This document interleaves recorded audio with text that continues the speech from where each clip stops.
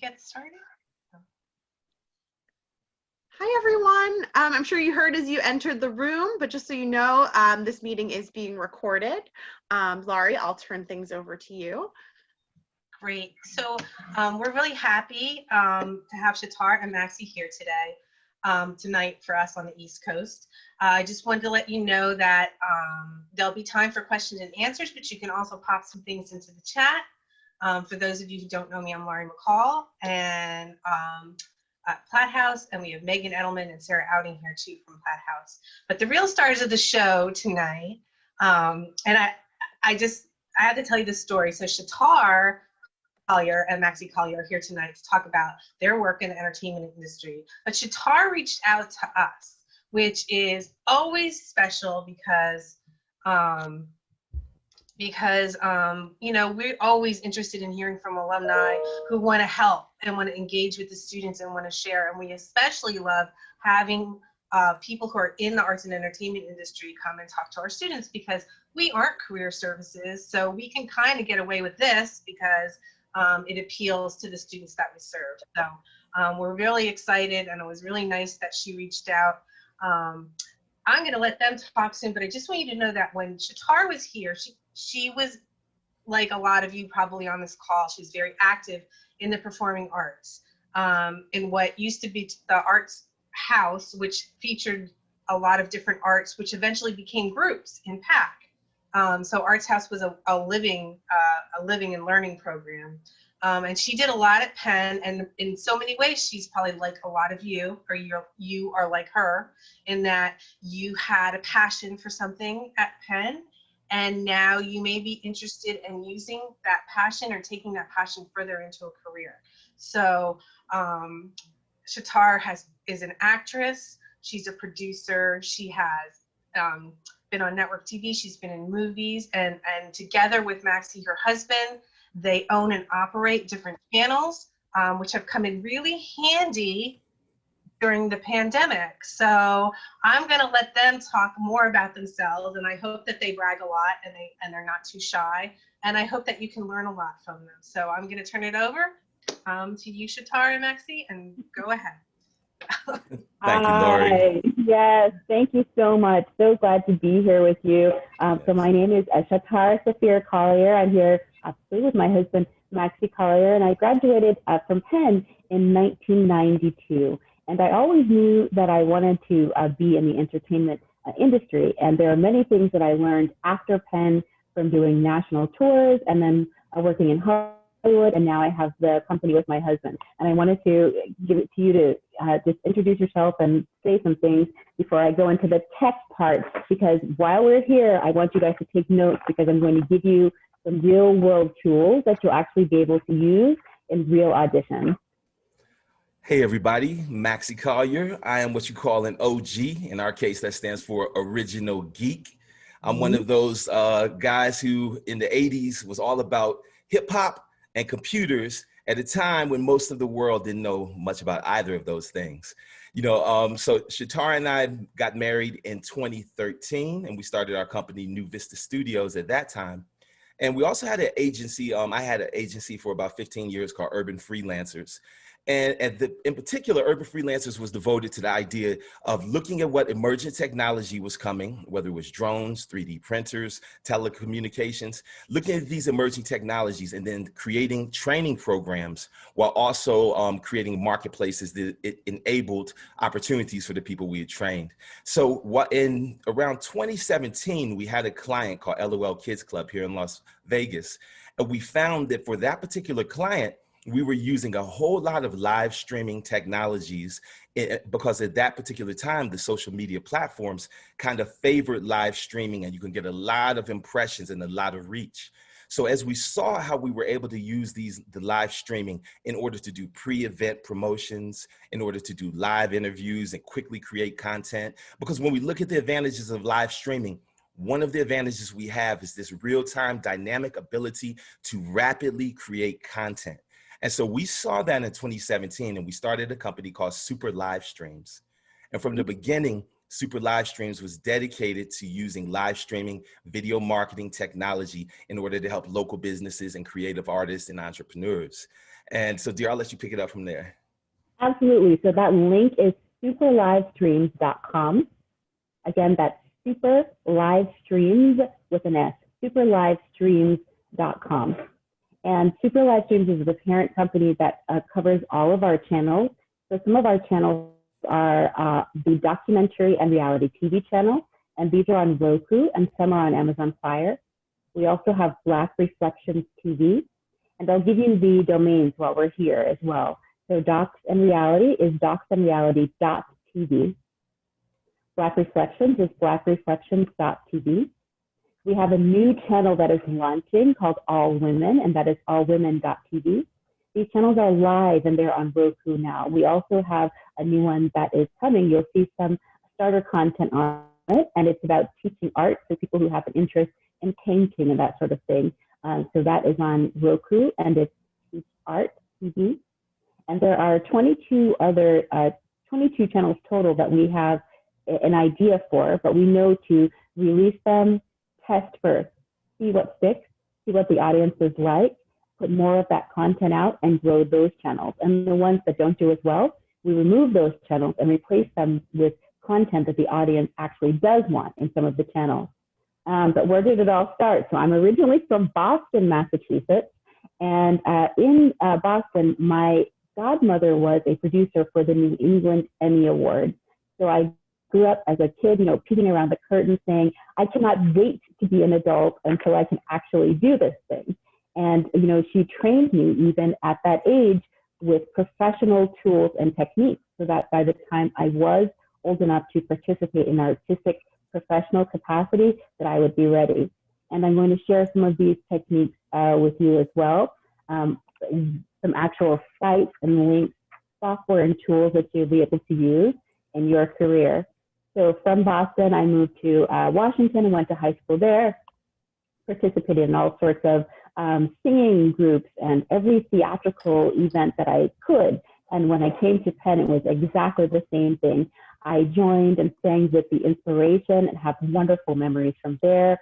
The Penn Gospel Choir, I sang with them. And I'll go ahead and share my screen for some of the things that actually occurred while I was at Penn. And I say this to say that while you are there at Penn right now, now is your time to practice. And I know you guys know this because you're already here and connected through the Platt Student Performing Arts House.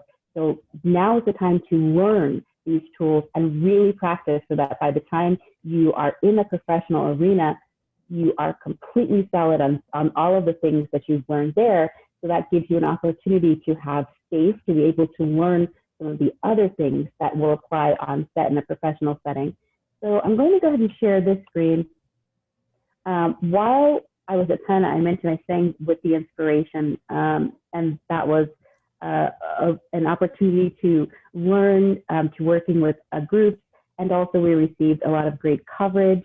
So we have some BP articles, which was wonderful fun, but you also learn how to be prepared for live programs, everything from costuming to dress rehearsals and all of these things, some of which you might be doing right now.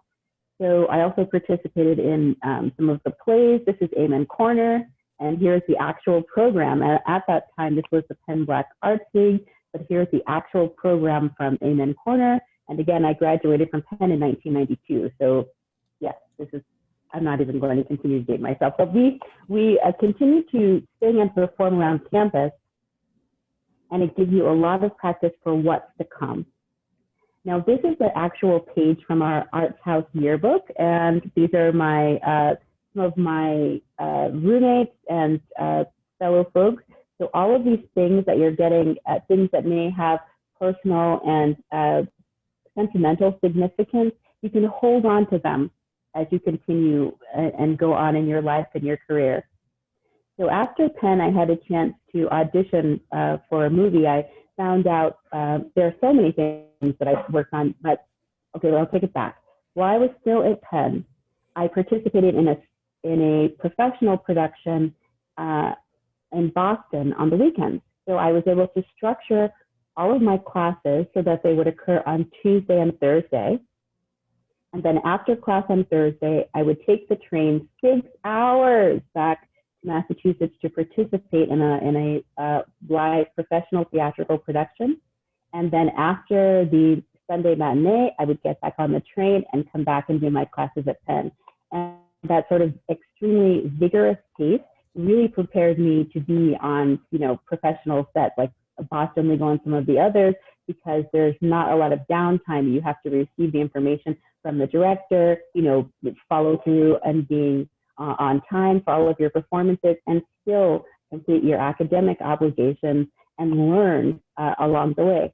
But while I was there at Penn, I had a chance to audition. I heard about, that Spike Lee was casting a movie, and so I went from Penn to New York and was able to just go on that set and perform as an extra, but take a look around while I'm there on set and see, what are the camera operators doing? What are the actors doing?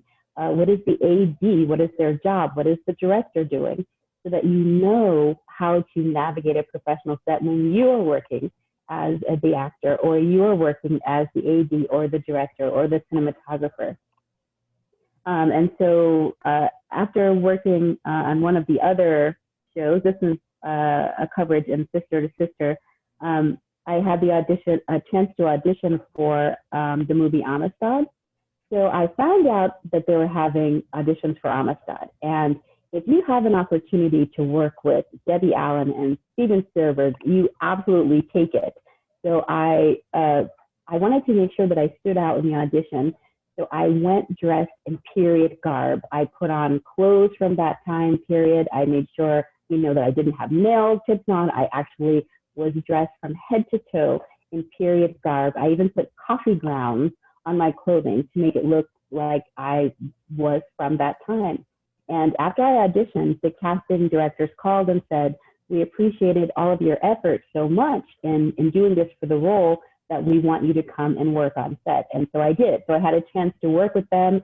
Damon Hunsu was there, Anthony Hopkins and Matthew McConaughey, just to have the opportunity to be on that set as a very young person and look around and see how things operate on a professional set was truly a blessing. So if you have this type of opportunity, or you hear about a casting notice for a professional film, take it if you can, and just take the opportunity to learn how to navigate the set, what the roles are, what a call sheet looks like, to see how craft services are integrated in the day, because these are things that when it's time for you to be up and on, that you will be ready.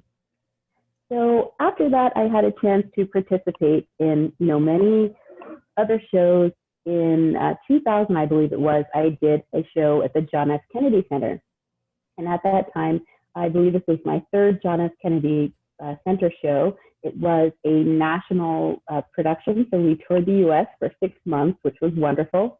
And they used to have a magazine called Backstage, a printed magazine called Backstage, which is now in a digital form. Backstage.com is the site.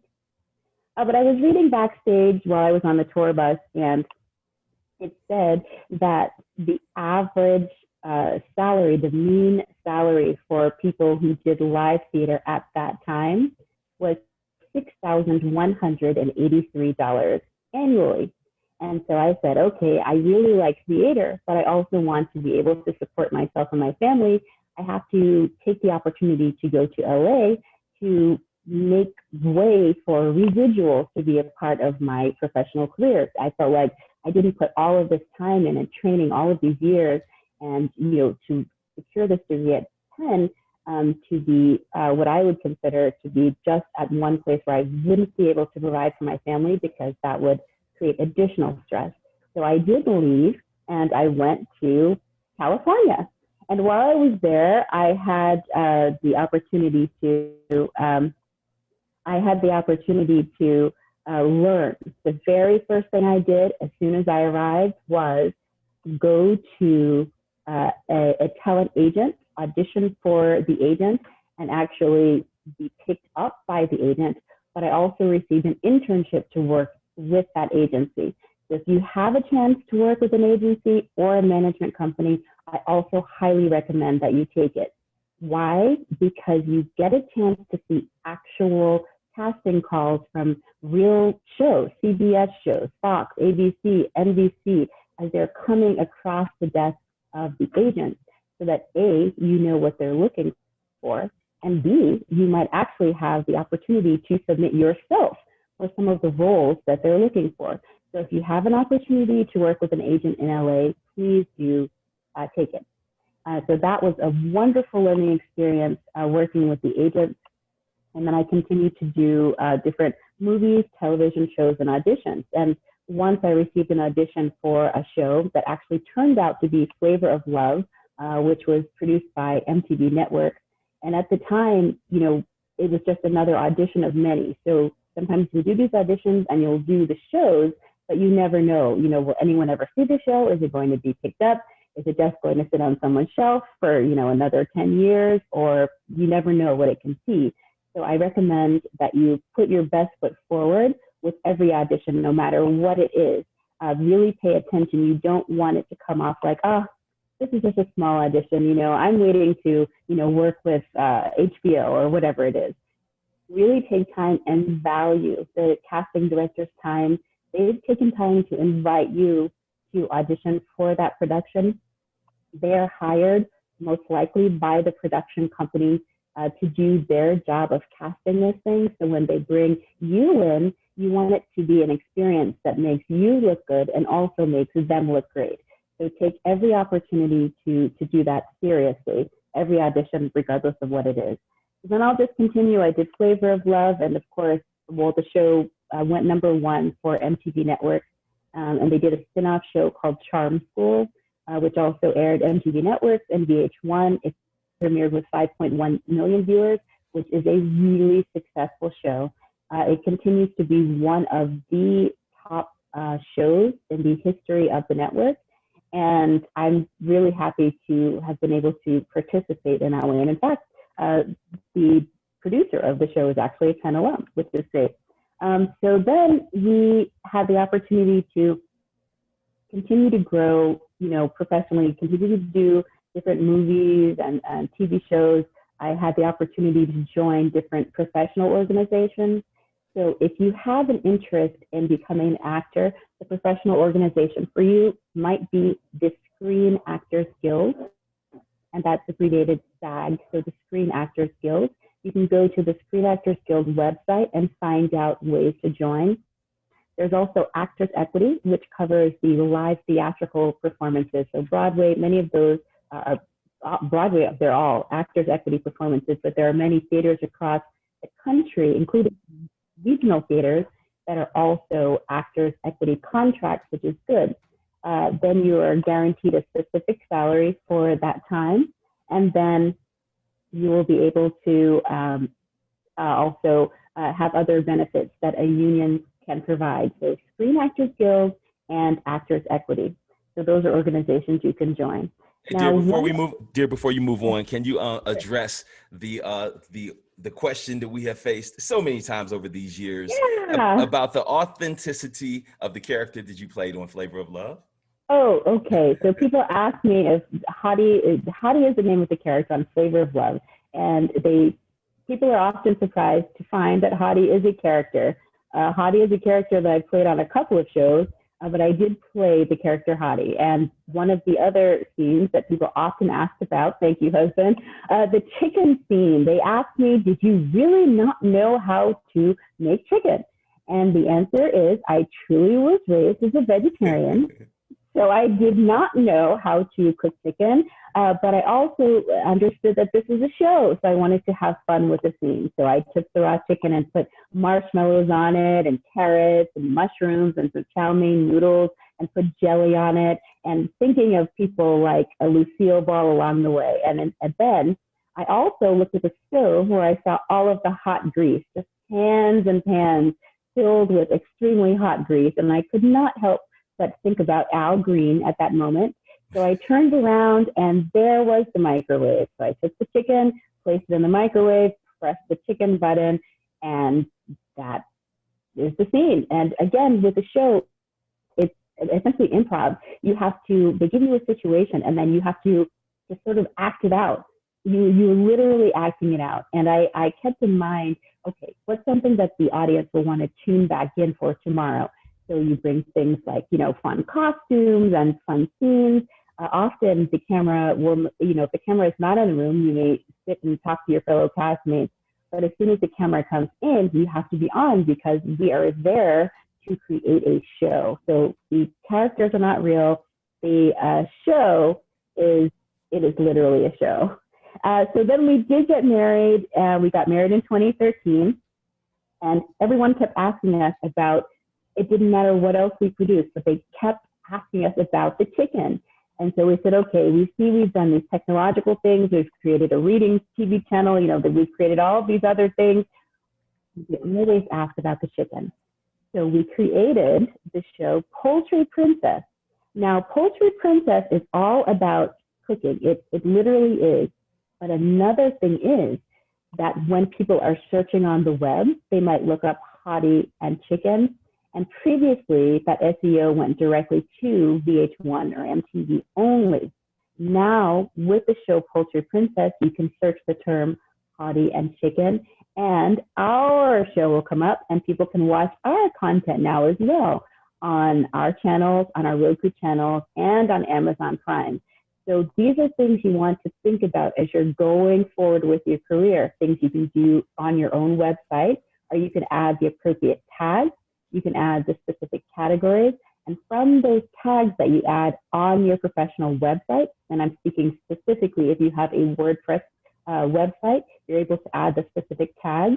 When people are searching for you and they enter your name, these things will start to come up. Would you like to talk about tagging and SEO while we're here?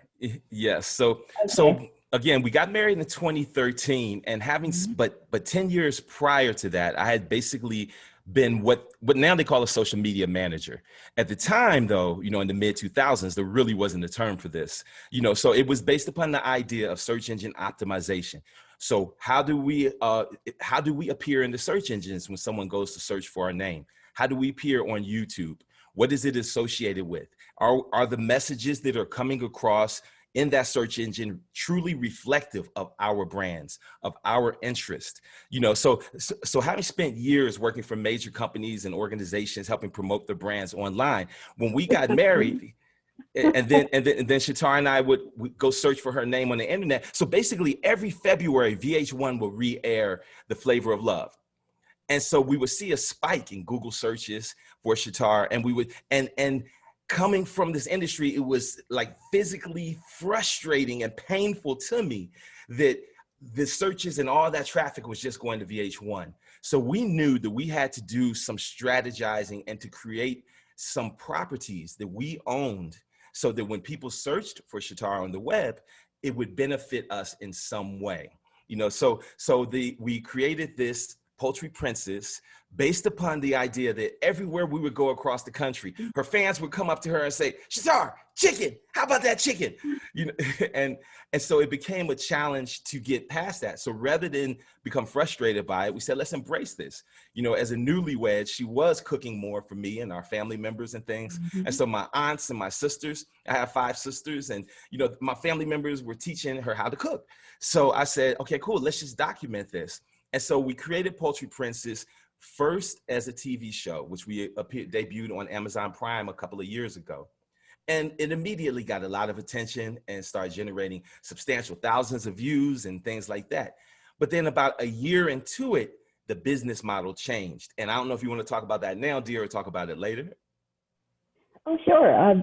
The business model changed. At least through the Amazon portal, the rate that you receive as a producer and a video content creator, it was 15 cents per viewer hour, so 15 cents per hour, okay? So then it went to 6 cents per viewer hour, and now it's close to 1 cent per viewer hour. However, the folks at PENN, we look at the big picture, right? And we say, okay, how do we look at this business model and make sure that it can benefit our company? So we had the opportunity to put not just this, but the cookbook as part of the Poultry Princess brand. So there's a Poultry Princess cookbook that is now on Amazon, which is, its retail is $20. And then if you think about that, You can sell, many cookbooks that are a companion product to your streams, but you also have to think about how many streams is it? How many streams does it take to get the same amount to your company that it does for the sale of one cookbook? So you have to think about how you're incorporating these merchandising items and how they fit into your brand. And so from this experiment became a new business model for us as we watched the digital streams just plummet in pricing, again, from 15 cents per viewer hour, which means that if someone watched 1 hour of our content on Amazon Prime, we got paid 15 cents. It dropped from that to 6 cents to 1 cent. So from 15 cents to 1 cent per viewer hour on the same content, we knew we had to modify our business model. So we started printing the cookbook. And again, now this is another part of our key concepts. It's the idea that these digital tools that are at our disposal are like digital Legos that we click, click, click, click, and put together under the right circumstances. So whether we're talking about Gumroad as a digital distribution platform, Amazon has a whole suite of tools that entrepreneurs can access free. You go to Amazon, you set up an account on the developer's account, and you set up what they call the free tier. And now you get access to a variety of tools at Amazon. So for Schatar's project here, we're using Amazon KDP, Kindle on direct publishing. So that means we're able to take a manuscript, upload it to Amazon, and concurrently create the ebook and the print version in just a couple of clicks.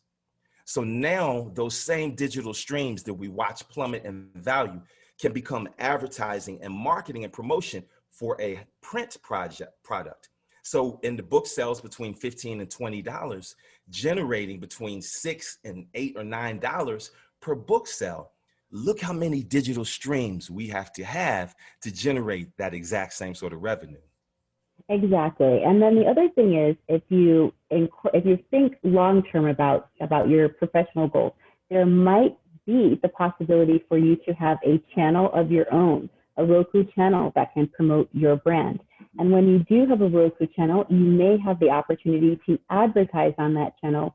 And then taking the chance to advertise on that channel, what are some sort of ads you can run? Perhaps you can run an ad for the cookbook on that channel. And so these are ways that these things connect and that they fit into the entire universe of what we're doing here with this. So this is Culture Princess and one of the brands that we have, and you've seen it here. I want to go ahead and move forward. So as the shows start dropping in value, we knew that we had to start distributing our own content or having other ways to distributing, our content. So Schatar had mentioned about Roku channels, and Roku channels are what are a subset of video online of what we call OTT, over the top streaming channels, meaning originally these channels were not broadcast channels. They were not cable channels. They were strictly delivered by internet protocol, internet television. So Roku channels, OTT channels, Amazon Fire TV channels, these allow independent publishers to use a series of tools, once again, these digital Legos, to now you can create your own channel and your own platform. Now, why would we want to do that? If we look at right now how YouTube, Facebook, Instagram, all of these platforms are dynamically and rapidly changing their rules as we try to fight disinformation and stuff online.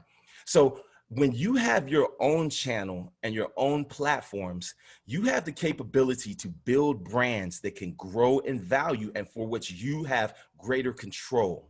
So if I'm an Instagrammer and I have 500,000 followers on Instagram and I'm getting traffic, but I do one violation and all of a sudden my Instagram account is shut down, you can literally be shutting down my whole business. However, if as a digital entrepreneur, I have your direct email address, your direct phone number, or some means to communicate directly, now we're entering a new realm of what we call direct to consumer access. You want to talk about that? Absolutely. I do. And this direct to consumer access is something that he talked about in a documentary. Maxie is also the producer and director of the documentary Paper Chasers, which followed, folks like Ludacris and Fat Joe about the business lessons that they have in entrepreneurship and hip hop, hence the documentary and reality brand. His background was documentaries and tech, and my background, reality television and production. And so we came together to create this book. Can you tell me something about Paper Chasers, in case there are some who would like to produce a documentary or tell a story in that way? Because Paper Chasers has a very successful route. It went to the Tribeca Film Festival, and it streamed on Netflix, which is considered a dream route for anyone with their first major film. Can you talk about Paper Chasers? Well, I spent most of the 90s and my 20s at the college age of most of you all working the Black entertainment television there in Washington, D.C. And it was there where I learned broadcast and professional television. But as I mentioned, in the 80s, I was learning computers on my own. So as I was learning broadcast television, working at BET, I was able to combine what I learned there with my computer technology and very early on write a book called The Digital Video Filmmaker's Handbook. Now, I wrote and self-published this book in 1998, and it was one of the first books encouraging and advocating for digital production, which we had the tools at that time, digital post-production, digital distribution, which we did not have the tools at that time, and digital promotion, which we now call social media marketing. So I wrote that book in the late 90s, and I spent a lot of time in the 90s working in the entertainment business, working in Silicon Valley. So having seen the parallel between what was popping in the show business over here and what was happening in Silicon Valley, I decided to do a documentary called Paper Chasers. I wanted to go around and take a look at some entrepreneurs around the world and how they were building their business, especially in the hip hop community.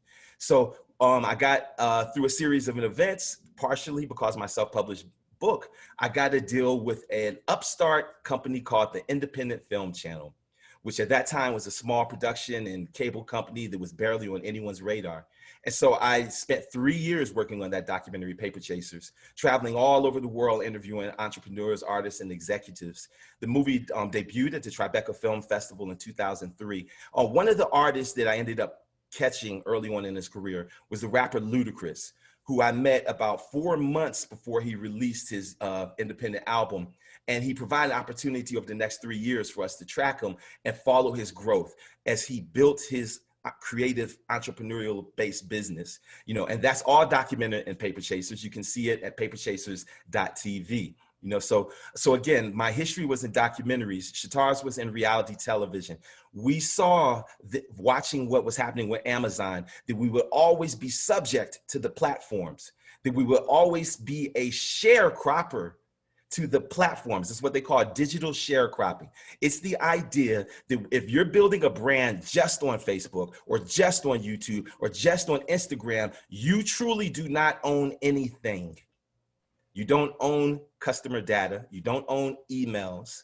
You are really just carving out a little slice of someone else's farm. When you build your own platforms, when you collect that email address and that phone number, you are then empowered to have a direct relationship with your audience and your consumers. So now you can do crowdfunding. You can do product launches and releases directly.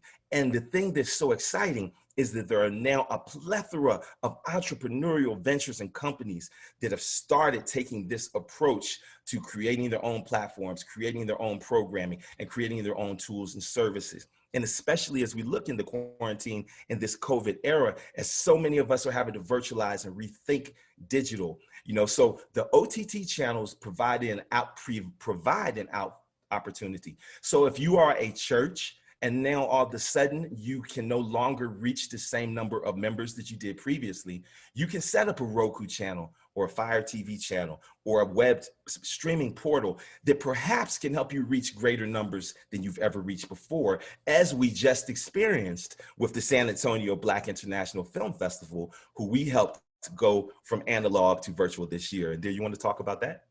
Sure. This is the very first year that they were virtual, the San Antonio Black International Film Festival. It was just now, October 1st through 4th. And it just finished. We had wonderful panels, opening night panel with the celebrity actor, Danny Glover, and also filmmaker Charles Burnett, one of the filmmakers that was originally a winner at the Sabbath Film Festival, just got a deal with Ava DuVernay's Array, and their production is now on Netflix. And then we just had a really great opportunity to incorporate the streaming and showcase the filmmakers in this way. But I say that to say, if you go to sabif.tv, that is San Antonio Black International Film Festival, so sabif with 2s.tv/watch, you'll be able to look at all of the content that was created and the live streams at that time. So here's Danny's brother and the host, Charles Burnett, is here. But the other thing is, a lot of people saw the streams, but they are not aware that we actually created the platform. So while you're there studying at Penn, you want to make sure that you'll see some of the different tools that you might need going forward. If you have the opportunity to learn how to operate WordPress, please take it. They have wonderful resources there for you to learn this kind of technology so that you can present yourself in a way that you would like to be presented on the web and that you know how that runs. So this is the site where they can actually watch it. I'm going to go ahead and just press play so that you can see we actually produce some of the content here, including this countdown timer. So you want to know how to edit on things like Adobe Premiere, how to use software and tools like Canva, C-A-N-V-A, to create graphics if you don't already know how. And then here you can click playlist, and the playlist opens, and you can select whichever show you would like and watch it right here on the page. So these are some very technologically advanced tools that are incorporated into this film festival site, but you want to look at the tools that you have available to you, as well as looking ahead with the other tools and resources that may be available. Did you want to talk about Super Live Streams? Yeah, so well, just real quick with Sabif, if we can go back there. Sure. So one of the things, having been in the film festival circuit for so many years, one of the things that we wanted to do was create a virtual experience of multiple concurrent streamings and panels and other things that replicated the real-time experience. So in this site, we created a number of virtual studios. This main stage was always available to the public for free. But then we also had 3 live streaming stages where we had programmed a series of blocks of movies that screened on Theater 1 and 2 for more than 12 hours on each day of the festival.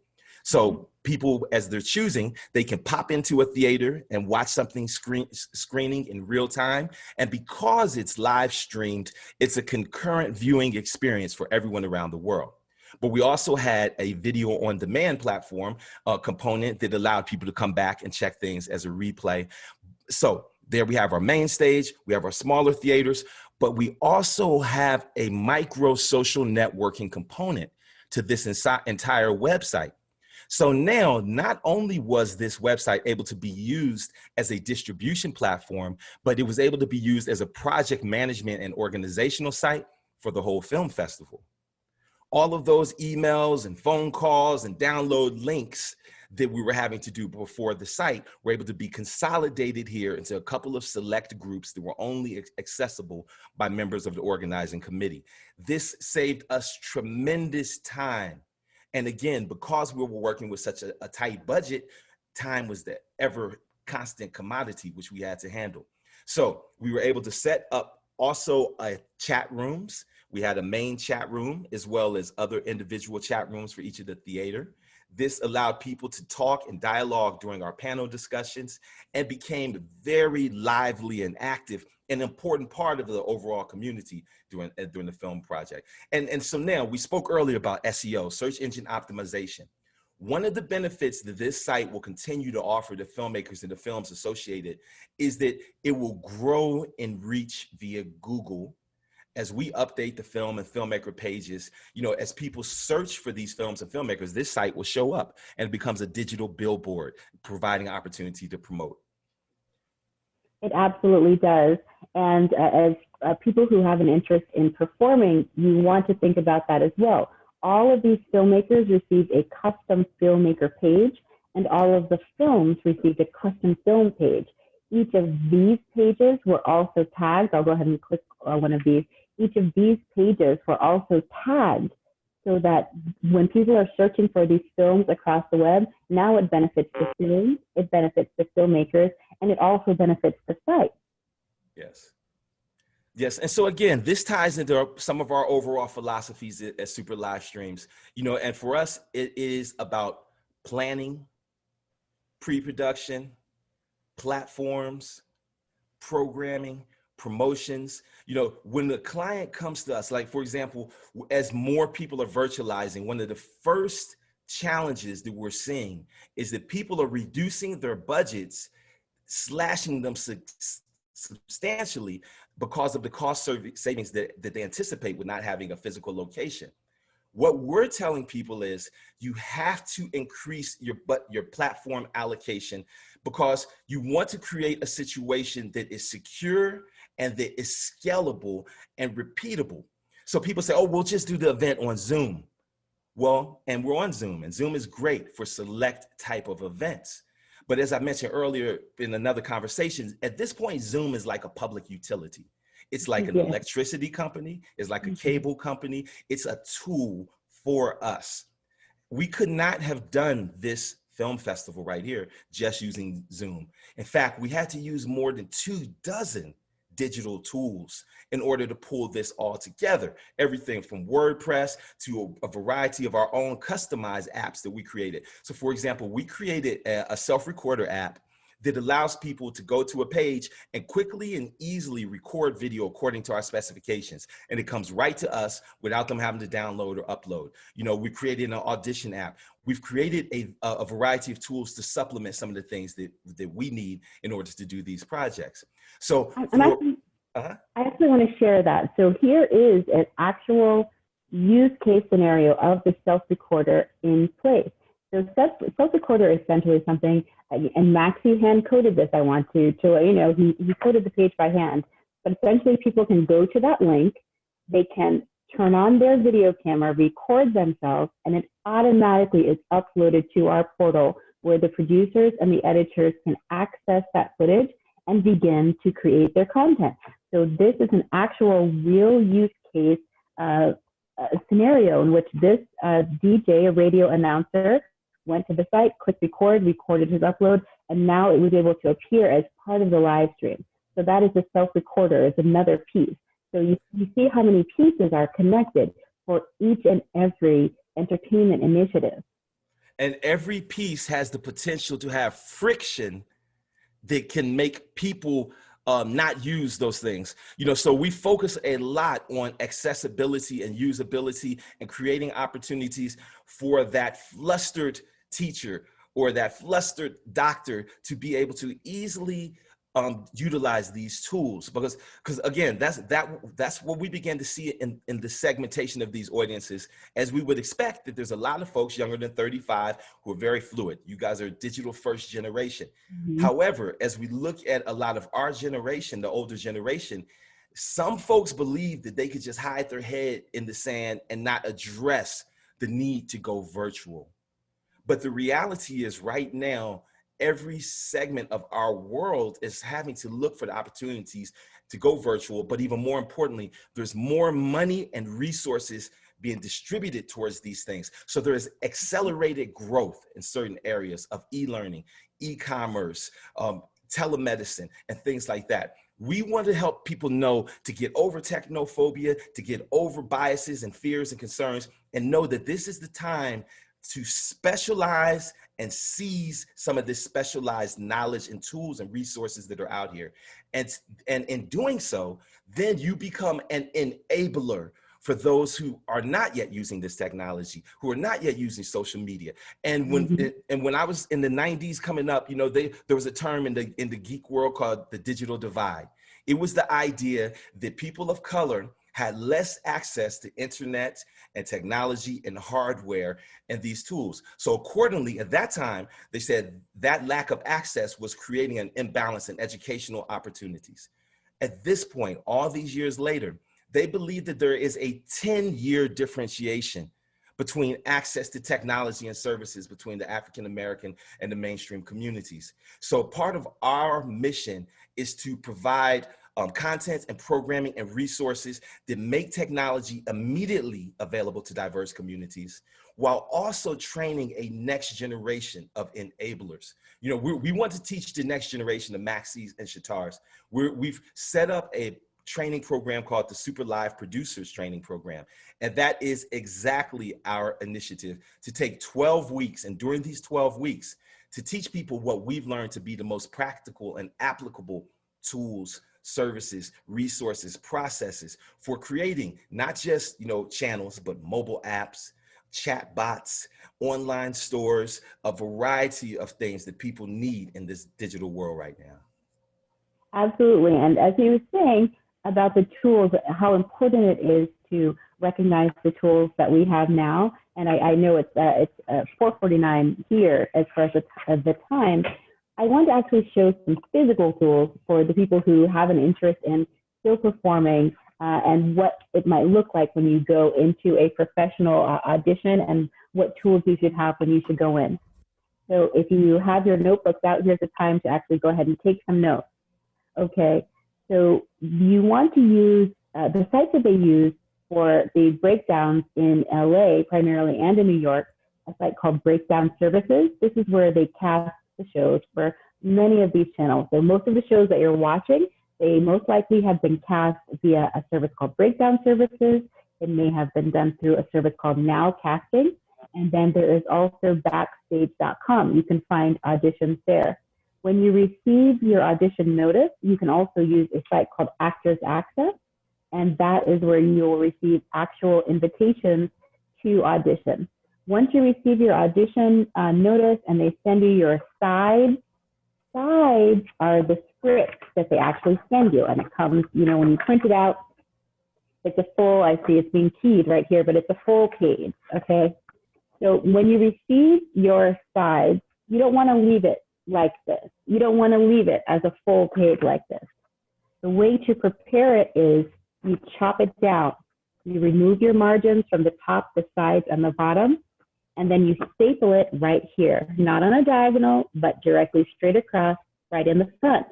That way, when you go into your audition and they ask you to read your lines, even if you have your lines memorized and you're going in for an audition for the first time, bring your sides in with you and make sure that they're prepared like this. Because why go in with the paper like this and they can barely see your face, right? No, you want it nice and concise. Yes, so that they can see your face. Can you give a few tips for online auditions as well, since, you know, since there's so many available? I absolutely will. For online auditions, again, when you receive your casting notice, it might come through Actors Access, something like this. So their service in which you do online auditions is called EcoCast, E-C-O-C-A-S-T, EcoCast. When you click your EcoCast notice, it has the information on the production, and then here you click to receive your side. Then you can also upload your audition right from home. Now, if it is a voiceover audition, you can use a site called Audacity. Audacity is an open source tool. It's a recording software, and there are plenty of videos on YouTube you can use to learn how to operate with Audacity. It's completely free. So audacityteam.org is the site. That's audacityteam.org. Go ahead and download Audacity and then watch some introductory videos on how to use it. Make sure that when you're recording, you're not just recording into your phone or directly into your laptop, but invest in a microphone. You can use a snowball or other type of microphone that will plug directly into your laptop or your phone so that you have nice, clear audio. Because when they are casting you remotely, if they are expecting you to do production remotely, they will want to know that you can do excellent quality production remotely. So you want that quality to show in your audition as well.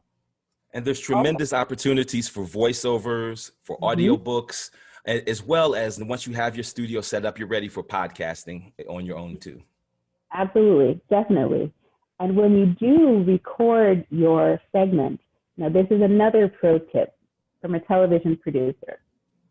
You want to save your file name as your name and the phone number that you're using. So for example, with this, this casting notice that I mentioned, I would save the file name as Schatar, and then I would put my phone number, and that is the name of the file name so that they know how to reach you. I'm not saying give out your personal number. You can get a Google Voice number.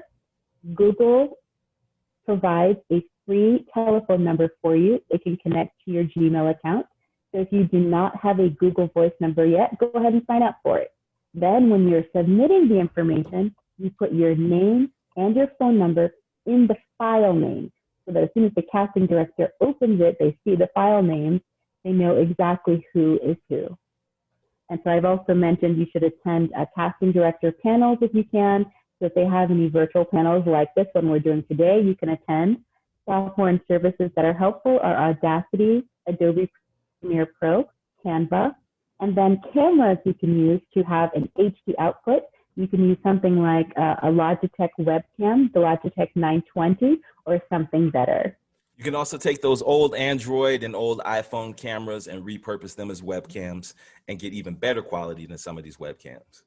Yes, and I'm going to go ahead and stop sharing my screen now so that we can open the room for questions.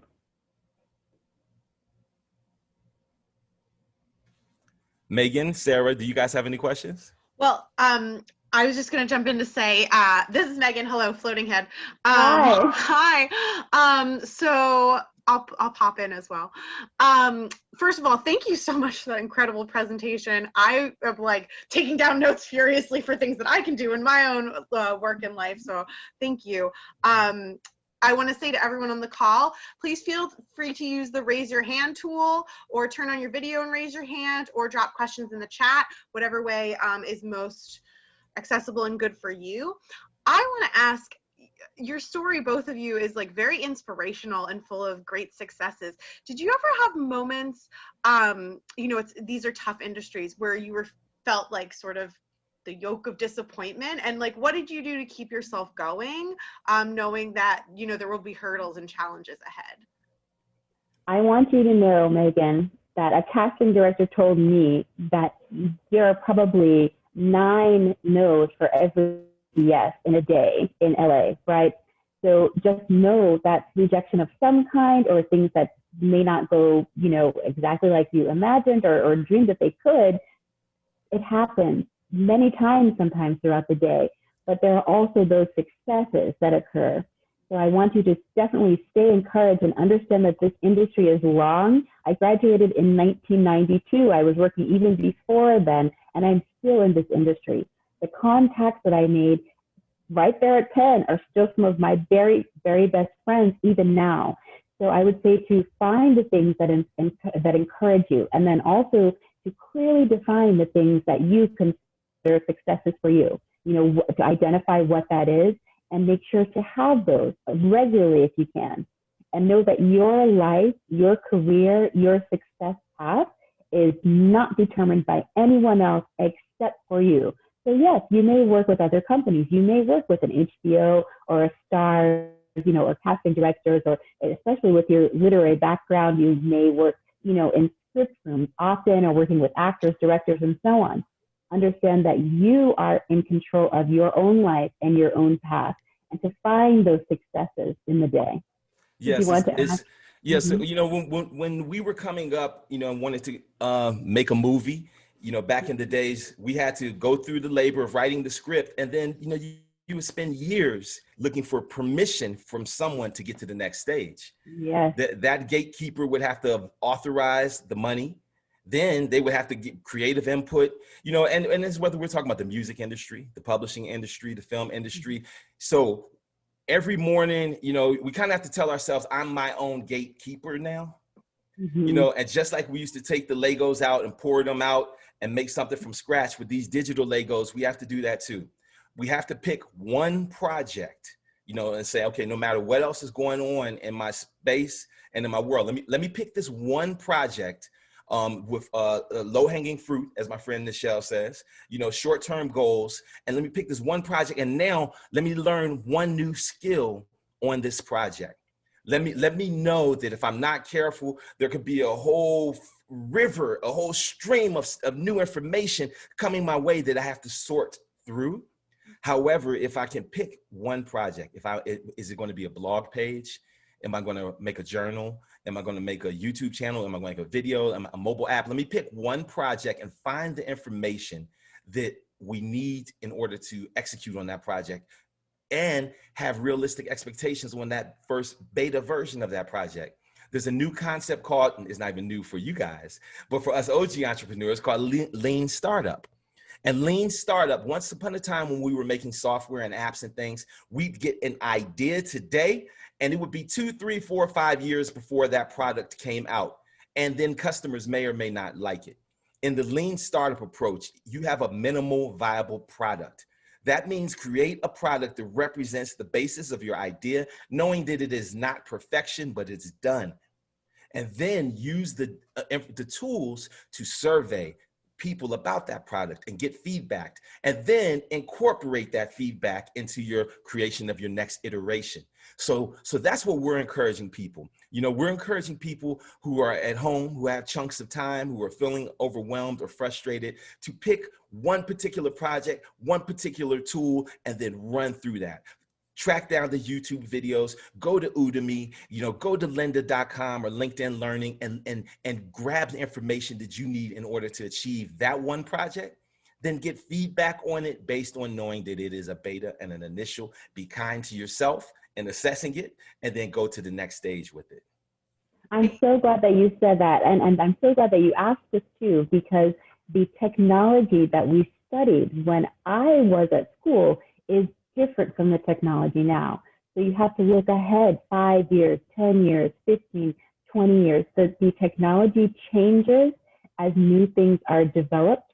So for example, someone could have gone to school to learn how to, you know, manufacture CDs, right? And that would have, if that was the only thing that they knew. But now look where we are. Where are CDs now? It's a very specialized thing. So look ahead and be smart about that as you're investing that time and learning those new tools. I'm so grateful for both of your responses, and like, I'm just thinking about like the sense of building the toolkit and the way you said it, like one thing at a time, that focus and kind of layering things up. It also makes it, not only are you going to like dedicate that more focused approach to it, but it makes it more manageable, like taking it in those bite-sized pieces. Yes. And also the note about you defining your own success, because I feel like that gets pushed on people a lot, like what is the expectations, but it really does come from within. And that's for anything anyone pursues. So I'm so grateful for your responses. And I know Sarah popped up. I see a bunch of questions in the chat. Yeah, Sarah, is that what you're coming up with? Chat questions. Yeah, thank you. Start reading through those chat questions. They're good ones too. The first one that I see, a quick one, is a note from Anne. Fascinating industry info and really practical advice. Thank you. And I agree, Anne. I'm also up in here taking like all kinds of notes. Good. Laura wanted to know, for Schatar, I guess, what was your major at Penn? I was a women's studies major with a concentration in English. And so I understand that actually comes into play when dissecting scripts, right? And helping with the script. Yes. Jason wants to know, what if you get sick after you've gotten a role? Ooh, that's a stressful question to even think about. Yes, but I have to tell you, that's happened to me. I've done, especially even in live production, everything from broken ankles during the week of a show to all kinds of, feeling not well.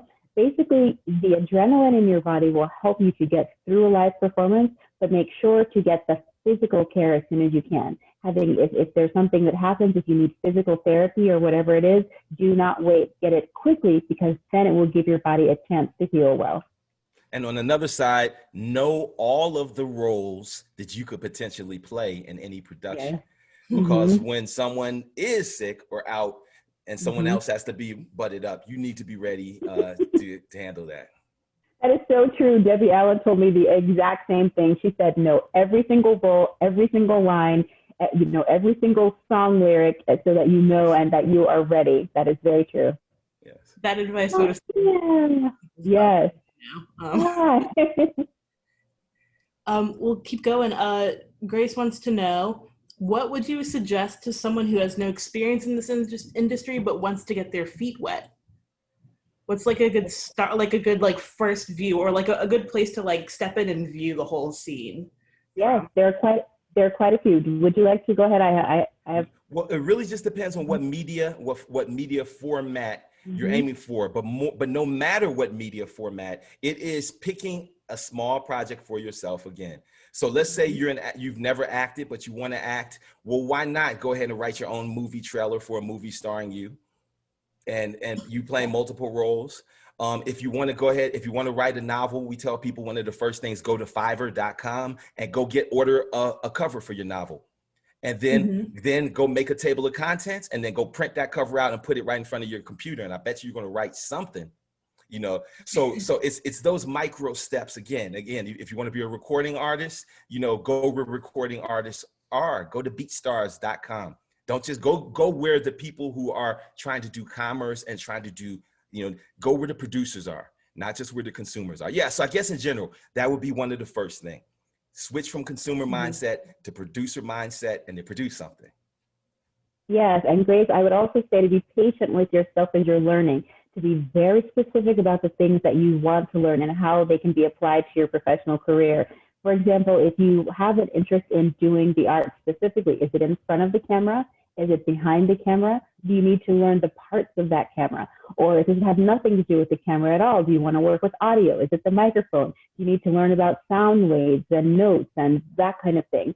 So to really identify and be specific about what it is, be patient with yourself, and then learn from someone who is doing that very thing. If you have the opportunity to ask them exactly what steps they took, how they learned, what things are helpful looking ahead, then definitely do so.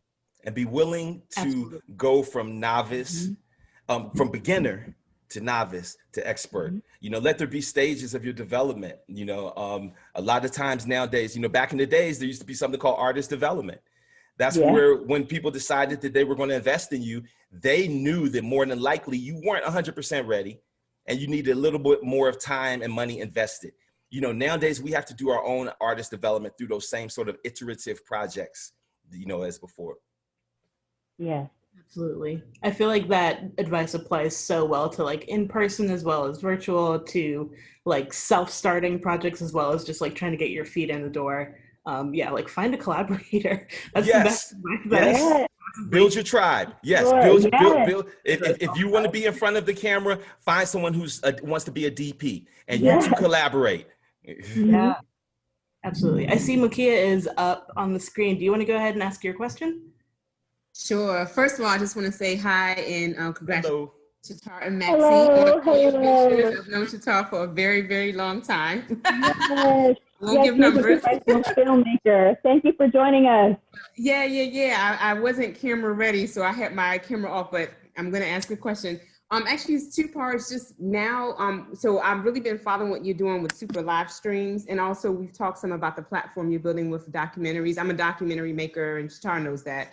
But I'm wondering, like I saw what you all did with the San Antonio Black Film Festival. And, you know, I've been participating a lot, like watching and even on some panels with a lot of film festivals. They're all going, you know, virtual right now. And even if we can gather together again next year, there's probably going to be some hybrid online component, which in a lot of ways helps people like me because I don't have to travel. But I'm also wondering, like, what do you see for film festivals, the pluses and minuses of us going virtual as opposed to them being sort of these local and regional events? Any thoughts on that, about how that might change things? And then just related to that, if independent makers want to do their own, not streaming, but actual live events and live screenings with talkbacks afterwards and all of that, you know, what kinds of, you know, I don't know, insight would you offer to somebody thinking in that direction? Would you like to? You can start there. Okay, so definitely things are going virtual, and we understand that there are going to be some in-person components, but there are going to be a lot of virtual components, and that's going to be true for years and years to come. So knowing that, identifying exactly what type of engagement you want the people to have. With the San Antonio Black International Film Festival, we mentioned there are film pages and also filmmaker pages. So you're looking at the construction of that from the very beginning, right? At first, we're wondering, why are we making film pages? Why are we making filmmaker pages? Why are we making VIP rooms? It's to duplicate the live festival experience. As a filmmaker, you receive that VIP room where you can invite people to come and pick up your materials, talk with you, look at the trailer, and that kind of thing. And so you can have that same sort of thing in the site. So looking at just the film room, the filmmaker page, and the film page, if you tag each of those pages with a link to the actual film, so let's say we pick one film, on that film page, there's the photo, there's a link to the trailer, there's information about the film, there's the filmmaker name, but it's not just their name, it links out to wherever it needs to go to reach that filmmaker, whether it's their social or that filmmaker page. But then there's a link to where they can watch or consume that content on your platform. So it might be right there through the site, the Stages site in this case. We have them on demand as well as live. So you have to think about that construction, and it takes about 3 months to build all of that. So you want to think about that construction from the very beginning so that by the time the actual event occurs, everything is in place. So it's almost seamless for your viewers as they come. And then the filmmakers can appreciate it because it has benefits they may not have even thought of from the beginning. They're now getting the SEO benefits from that festival as well as from that film page. It's almost like a mini social media campaign for each filmmaker. And I love that part because we get a chance to promote them. Yes, and you have to look at what your goals are. Are your goals reach and influence, or are your goals income? And in some cases, we can align those. But, you know, again, look at how many Instagram influencers have substantial reach and influence and maybe or may not have income. You know, so in this case, and it's funny too, because on the one hand, we know that we helped the San Antonio Black International Film Festival reach more people than ever by having to go virtualized. Mm-hmm. So that brand and the impressions is now on tens of thousands of people. You know, and even when I think about like DJ D Nice, you know, those of us around the music industry have known about D Nice and connected with him since the late 80s. All of a sudden he does Club Quarantine and Michelle Obama's out there rocking out with the brother, you know? And so now look at the reach and the influence. And we watched, all of us, in real time as his Instagram numbers climbed and his reach climbed. Then, and the same thing with the verses, you know, but then it reaches a certain point we say, well, for sustainability, we have to look at the monetization. How are we going to keep this going? Is this just going to be a fad? Is it going to be a blip in the cyberspace? Or is it going to be a brand that's here a year from now? So therefore, we have to invest for reach and we have to invest for monetization. Because let's take the case of a film festival. If we're just aiming for monetization, then we say, okay, cool. How many people can we get to this page who are going to convert to ticket sales? That is our goal, getting people to that page and converting them to ticket sales. However, our goal was to grow the brand, San Antonio Black International Film Festival, and then every film brand that had the good fortune of being part of that film festival. So we had to keep sight of that goal, and that superseded certain financial and economic decisions. This is awesome. Does anybody else in the chat or just want to raise their hand and ask a question? Does anyone have any other questions from our participants? We appreciate everybody who's hung with us this long. Yes, thank you. Thank you. I just wanted to say, I mean, so helpful, I think. And I think this is the first, I knew this going in, the first time we've had career mentors that have like such a business side of things and the marketing and everything else. Most of the time they're just telling you how to get your foot in the door, which is also great, and tips for that and things like that. But it was new for us and it was great. I especially that was wonderful, bringing the memorabilia, Schatar. That was just such a nice. Dana Troy, who couldn't stay on the call, she's associate director at McCoo. She and I were chatting about that, those pictures and the program and everything. That was awesome. And then I really feel like you made a great connection with everyone about making your own stuff and like that whole sharecropper analogy you used, Maxie. Like that was that that was the perfect visual and the perfect way to describe that. I think that it had meaning, and you guys are just, I don't know, it was very warm and very informative, and I hope that everybody on the call got things. If no one else has any questions, I would like to ask just one ending question. Unless someone else has a question now, I want to give it up to them. So I guess this one's for you, Schatar. What about your PENN experience did you find most tangible or most transferable, I should say, to your career? So many. Everything from 8 o'clock classes, you know, really early, having to be on set sometimes, leaving home at 4 a.m. to get there by 5 or 6. All of these things, it set a clear list of goals so that you can achieve those goals at regular intervals. And that applies every single day to what we're doing, even what we were telling our son earlier today. That's amazing. This was just lovely. So thank you all for the opportunity. Yes, thank you so much. Thank you. Thank you for reaching out. I'm glad this worked out, and looking forward to continuing our connection. Same here. And if anyone has any questions, you know, going forward, they can reach us at info@superlivestreams.com, and I'm happy to answer them. I'm also on QuakerNet. People can reach me through there as well. Awesome. Great.